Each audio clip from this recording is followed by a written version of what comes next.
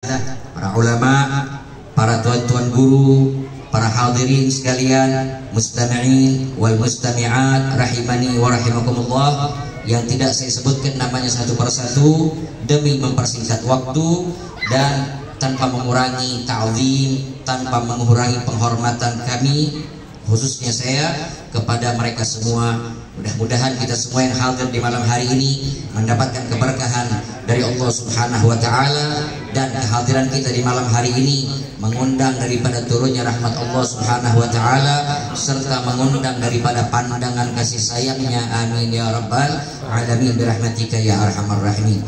Alhamdulillah, kita bersyukur kepada Allah Subhanahu wa taala. Di malam hari ini kita berada di salah satu rumah yang baik, di salah satu perkumpulan yang baik, dalam acara yang baik. Mudah-mudahan semua kebaikan ini menghantarkan kita mendapatkan kebaikan yang sejati, yaitu berada di dalam Firdausil A'la dekat dengan baginda Nabi besar Muhammad sallallahu alaihi wasallam. Maka oleh karenanya tak lupa salawat teriring salam semoga senantiasa terlimpah curahkan kepada baginda agung Nabi besar Muhammad sallallahu alaihi wasallam beserta para keluarga, para sahabat dan para pengikut beliau hingga hari kiamat. Ma'asyiral habaib wal hadirin wal mustami'in wal mustami'at rahimani wa rahimakumullah. Sebagaimana tadi disampaikan oleh Al-Ustaz Hashim bin Ali bin Syahab bahwasanya ini malam merupakan malam penutupan daripada Maulid Asyura. Asyura ini 10 artinya, benar ya? Nah 10 ini angka kiamat sebenarnya. Ya, 10 ini angka kiamat. Kalau kita jengok, kalau kita tulis dengan angka 10 ini ada angka 1 sama angka 0. Ya, wong barat tidak kenal angka 0 sebenarnya. Dari wong agam ni angka 0 ni ada. Dan dalam ilmu IT atau ilmu komputer sekalipun, angka 0 sama angka 1 ini pentingnya. Kalau tidak percaya tanya lah, anak bukan ahli, tapi tanya sama yang ahli. Pasti pentingnya angka 0 sama angka 1 nih. Angka yang paling kecil itu 0, paling besar itu 1. Kalau tanpa itu tidak jalan di ilmu komputer, saking pentingnya. Dan kemudian dimaknai juga oleh mereka, la ilaha itu tidak ada Tuhan, 0 artinya. Illallah kecuali Allah hanya 1. Itu 01 gitu. Nah ini Asyura 10 dibalik lagi. Yang penting ada 1 sama 0 nya dulu kita bahas. Kemudian angka 10 ini ngapa disebut angka keramat? Di antaranya Allah Subhanahu wa taala menjadikan kita wajib menghafal setidaknya 10 nama malaikat. Ya.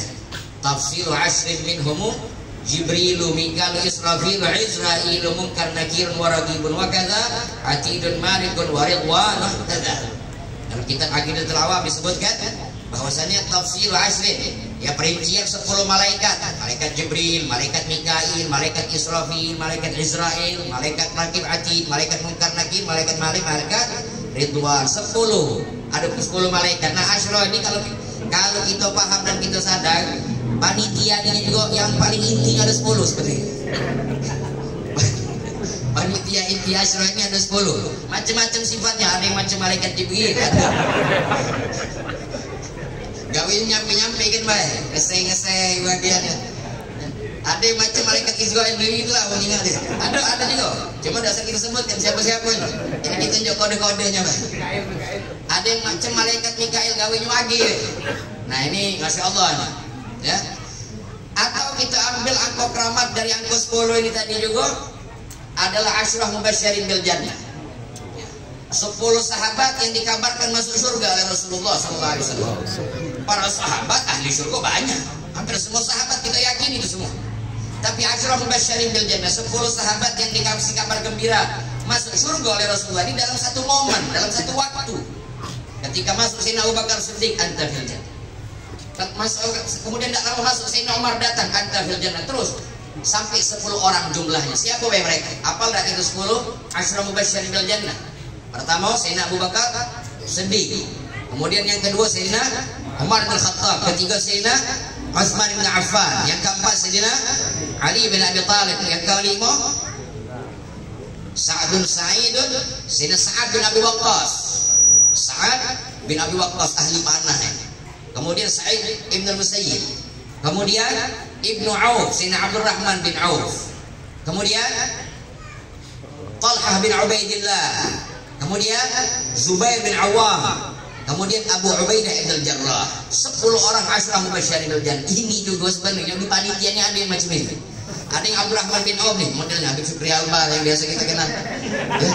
Ini sosok macam Sayyidina Abdurrahman bin Auf kalau di Asyarah Mubasysyirin bil Jannah. Ada macam Sayyidina Abu Bakar, masyaallah. Ada Habib Syafiq di sini. Ada yang tegas kepada Habib Hashim. Macam-macam Asyarah Mubasysyirin bil Jannah. Dan juga seringkali Rasulullah SAW seperti dalam kisah ketika Sayyidina Abu Hurairah radhiyallahu anhu dalam keadaan lapar.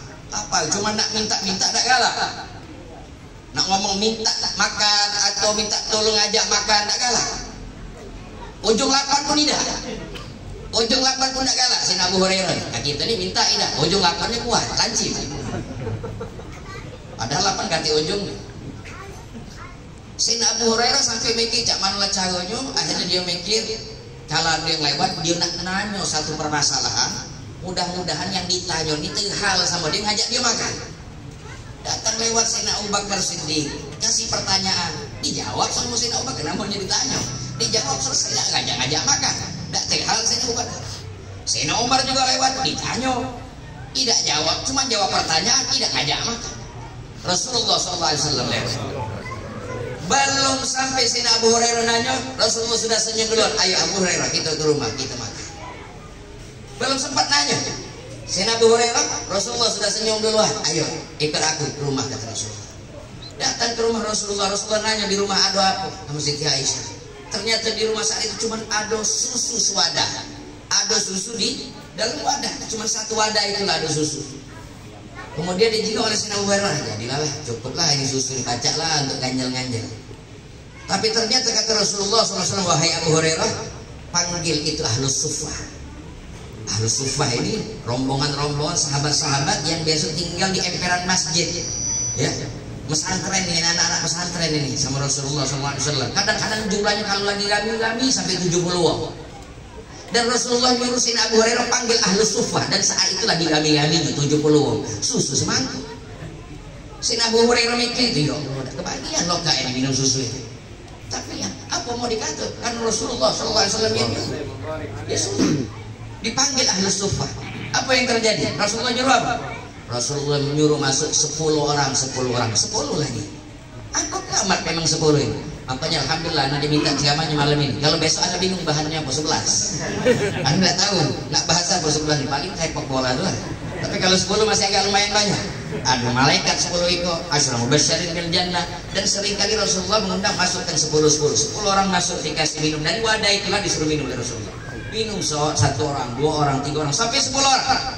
Kenyang sampai kenyang 10 orang ini. Selesai keluar 10 orang, suruh masuk 10 lagi. 10 lagi masuk. Minum lagi, 10 lagi masuk, terus sampai habis. Kurang lebih 70 orang ikut minum dari susu itu. Masih ada susu di wadah itu. Mukjizat baginda Rasulullah sallallahu alaihi wasallam. Lalu kemudian Rasulullah menyuruh daripada Sayyidina Abu Hurairah untuk minum. Ya Abu Hurairah, nah sekarang masih ada tak hati lagi ya Rasulullah? Tersisa hanya engkau dan aku ya Rasulullah. Nah sekarang kalau macam itu kata Rasulullah, ayo Isra, minum ini. Ya Rasulullah, engkau lebih pantas minum duluan. Adab Sayyidina Abu Hurairah, adab kepada Rasulullah SAW. Tapi tidak, kata Rasulullah, minum. Imtithal amar khairun min sulukil adab. Nurut perintah lebih bagus daripada beradab, menjalankan adab. Maka nurut, Rasulullah nyuruh, minum Sayyidina Abu Hurairah. Sekali minum. Sudah ya. Minum lagi. Minum. Taruhnya lagi kedua kali. Minum lagi. Minum sampai 3 kali. Sudah 3 kali, minum lagi kan. Ya Rasulullah, kalau aku minum lagi bakal keluar susu ini dari pori-pori ini, bakal keluar. Saking sudah penuhnya susu di dalam badan aku ini ya Rasulullah. Baru terakhir Rasulullah sallallahu alaihi wasallam. Sadatul qaum akhiruhum syurba. Pemimpin suatu kaum minumnya terakhiran. Pemimpin di mana kita nemuin yang macam ini lagi? Yang minumnya terakhiran. Ngejuk yang lain dulu minum, baru dia yang terakhir minum. Sallallahu alaihi wasallam. Ya. Maka anda juga teringat satu cerita yang dialami oleh Jabir bin Abdullah. Beberapa orang mungkin pernah dengar saya nyampaikan ini, tapi memang ini cerita aja. Jabir bin Abdullah punya kenangan manis banyak dengan Rasulullah. Di antaranya hal yang terjadi juga pernah Rasulullah nyuruh masuk 10-10 itu ada cerita. Tapi saat ini yang ingin Al-Faqih ceritakan tentang bagaimana Jabir bin Abdullah punya kenangan manis dengan Rasulullah ketika sepulang dari satu perang, antara pulang dari perang Khandaq atau perang yang lain, yang mana Rasul Shallallahu Alaihi Wasallam punya kebiasaan kalau habis perang nak balik ke Madinah, kadang-kadang Rasulullah mimpin pasukan balik dan Rasulullah adanya di depan, mimpin pasukan untuk balik ke Madinah di depan, mimpin. Kadang-kadang ada di tengah. Rasulullah Shallallahu Alaihi Wasallam kadang-kadang di tengah, sahabat ada yang sudah di depan, Rasulullah di tengah. Nengok barisan sahabat yang di depan cak mano, yang bagian belakang cak mana. Kadang-kadang di belakang Rasulullah, di belakang nyingok-nyingok kalau ada yang tertinggal.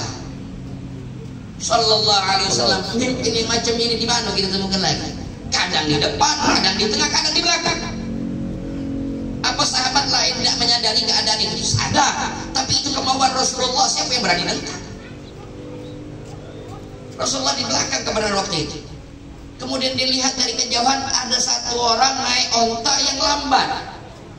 Maka Rasulullah pun melambatkan tunggangannya untuk nunggu orang itu sampai dekat kepada Rasulullah. Ternyata ketika sudah dekat, ternyata adalah Jabir bin Abdullah radhiyallahu anhuma. Ini Jabir bin Abdullah ternyata yang untanya sudah tua, lemas untanya kecapean sehingga jalannya lambat.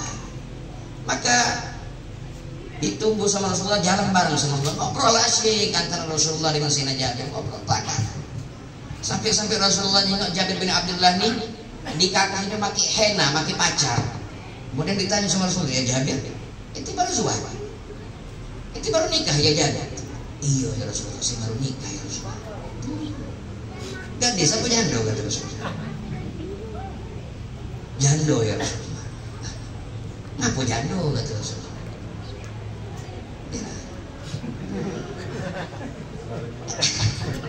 Ngapu jando kata Rasulullah. Ngapu dak carian gadis kata Rasulullah. Tulaib maha wa tulaib makan.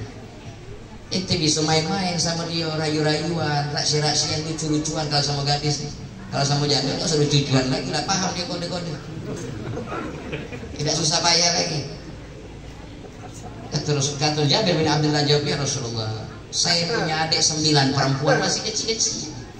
Saya punya adik 9 perempuan. Bapaknya meninggal, Abdullah bin Amr bin Jamuh, Abdullah bin Jahsh. Abdullah bin Amr bin Jamuh meninggal dalam perang Uhud. Meninggalkan anak 10. Jabir paling besar, adiknya 9 tino kalau kecil-kecil.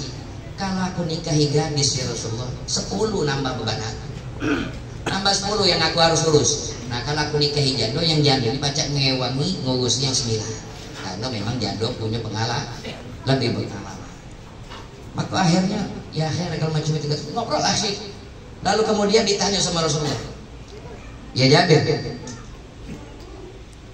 kau nak jual tak unta ni? Aku pengen beli kata Rasulullah. Nak kau jual tak unta? Aku nak beli kata Rasulullah. Jabir ditanya macam itu sama Rasulullah, macam Hasan ditanya sama Hasan Hashim, nak jual tak mobil Pak Habib? Kalau tak ambil baik Rasul beli.